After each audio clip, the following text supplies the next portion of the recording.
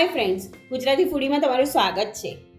પાવભાજી તો આપણે ઘણા પ્રકારની જોઈ, પણ આજે આપણે જે પાવભાજી બનાવવાના છે એમાં આપણે વટાણાનો પણ નહીં અને બટેટાનો પણ ઉપયોગ નથી કરવાના. તો ચલો જોઈ લઈએ શેમાંથી બને છે એ પાવભાજી.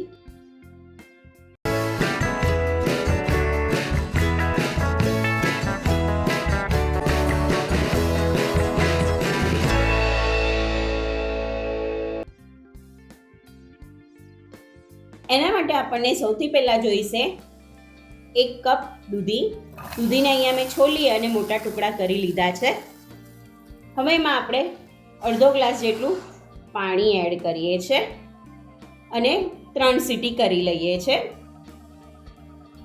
3 સીટી થઈ ગઈ છે અને હવે આપણે ખોલી લઈએ. હવે આપણે દૂધીને મેશ કરી લઈએ મેશરથી.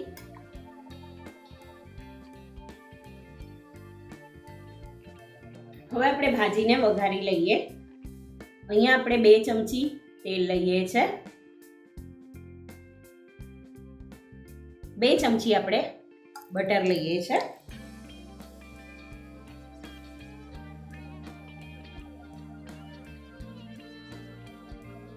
હવે આપણે એમાં ઝીણો સમારેલો કાંદો એડ કરીએ છે. 1 કાંદો લીધો છે મેં અહીંયા.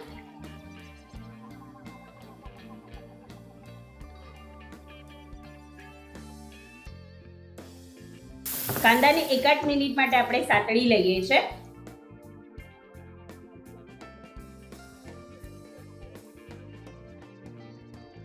હવે એમાં 1 ચમચી મરચાં અને લસણની પેસ્ટ એડ કરું છું. મરચાં અને લસણની પેસ્ટ મરચાંને ઉકાળી ઠંડા કરી અને એમાં લસણ નાખી અને પીસી લીધું હતું.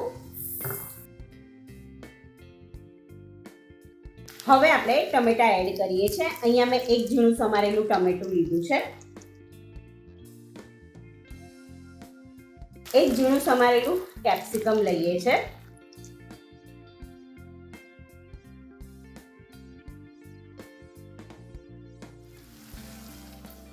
મીઠું એડ કરીએ છીએ સ્વાદ પ્રમાણે.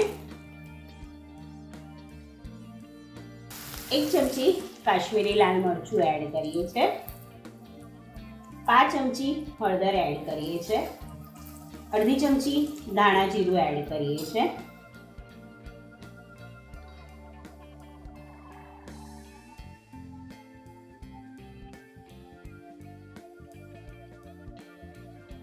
અડધી ચમચી પાવભાજી મસાલો એડ કરીએ છીએ આપણે.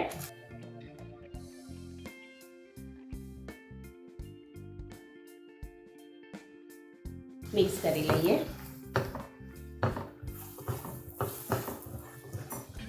1 મિનિટ માટે મસાલાને ચડવા દઈએ છે.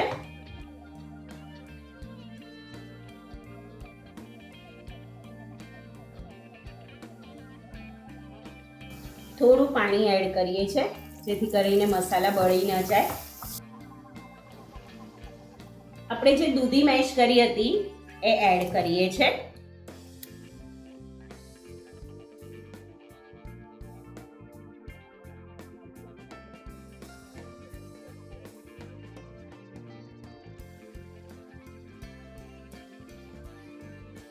અડધો ગ્લાસ પાણી એડ કરીએ છે અને એને 5 મિનિટ માટે આપણે ઉકળવા દઈએ છે. જોઈ શકો છો તમે ભાજી સરસ તૈયાર થઈ ગઈ છે. હવે તમને ખબર પડે છે આમાં વટાણા કે બટેટા નથી વાપર્યા આપણે, એટલે જેમને દૂધી ન ભાવતી હોય એને તમે આ ફોર્મમાં દૂધી ખવડાવી શકો છો. નાઉ સર્વિંગ ટાઈમ. ભાજીને સર્વ કરીએ.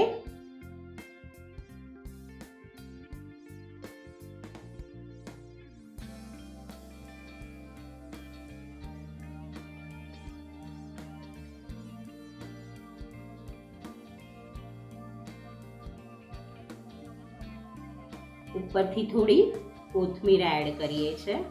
ઉપરથી બટર એડ કરીએ છે. તો છે ને સરસ મજાની યુનિક એવી પાવભાજી. મળીએ નવી રેસીપી સાથે. ત્યાં સુધી સ્વસ્થ રહો, મસ્ત રહો અને ખાતા રહો. અને હા, લાઈક, શેર અને સબસ્ક્રાઇબ કરતા રહેજો. લાઈક કરો, શેર કરો, સબસ્ક્રાઈબ કરો.